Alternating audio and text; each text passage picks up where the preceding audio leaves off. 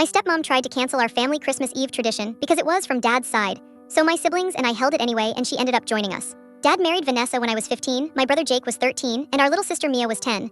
Dad passed suddenly 2 years later from an aneurysm. We were all wrecked, but Christmas Eve had always been sacred in our house, Dad's family thing. Every year we made his mom's Norwegian recipes. Lefse rolled thin as paper, crumb cake cones filled with whipped cream, riskrem rice pudding with one hidden almond for the prize. Then we'd open one gift each, read "'Twas the Night Before Christmas" out loud, and leave cookies for Santa even when we were too old to believe. The first Christmas without Dad, Vanessa announced at Thanksgiving that we were starting fresh.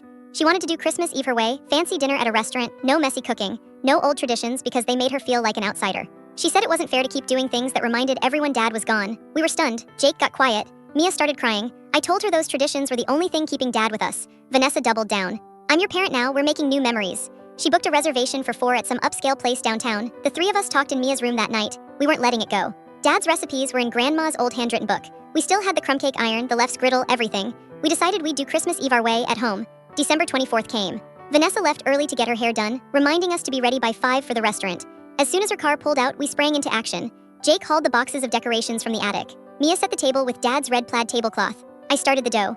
By 3 p.m. the house smelled like cinnamon, cardamom, and butter. Lefse rolling out on the counter, crumb cake curling hot off the iron, riskrem simmering on the stove. We had Christmas music blasting, Dad's favorite Bing Crosby album. Mia was hiding the almond in the pudding bowl when Vanessa walked in early.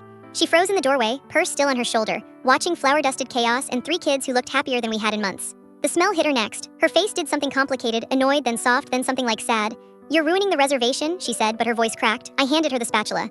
There's still time to help. Dad always said the kitchen fits as many hearts as show up. She stared at it like it might bite her. Jake quietly pulled out Dad's old apron, the one that said "World's Best Far" in Norwegian. Mia held it up to her. You can wear this if you want. Vanessa took it, put it on, tied it slow. Then she rolled up her sleeves and asked which recipe was next. We taught her everything. She burned the first 3 crumb cake but actually laughed when they came out like charcoal frisbees. Jake showed her how thin Lefse has to be. You should read a newspaper through it. Mia let her hide the almond this time.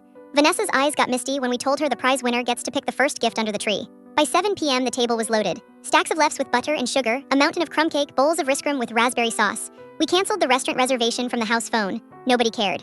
We ate until we couldn't move. Vanessa found the almond. Mia swears she didn't rig it and picked the biggest gift, which turned out to be a photo album I'd secretly made of Dad's old Christmases. We all cried looking at pictures of him in that same apron, flour on his nose, holding baby Mia. Later we sat by the tree in pajamas. Vanessa read "'Twas the Night Before Christmas" out loud, voice shaking at first then steady. When she finished, she closed the book and said quietly, "Next year I want to learn the lutefisk too, if you'll teach me." We've done Christmas Eve exactly like that every year since. Vanessa hides the almond now, she's ruthless about it. The apron fits her perfectly. And every time the house fills with that buttery cardamom smell, we feel Dad right there with us, plus one extra heart that finally found its way in. Some traditions aren't about holding on to the past. They're about making room for whoever shows up ready to love you anyway.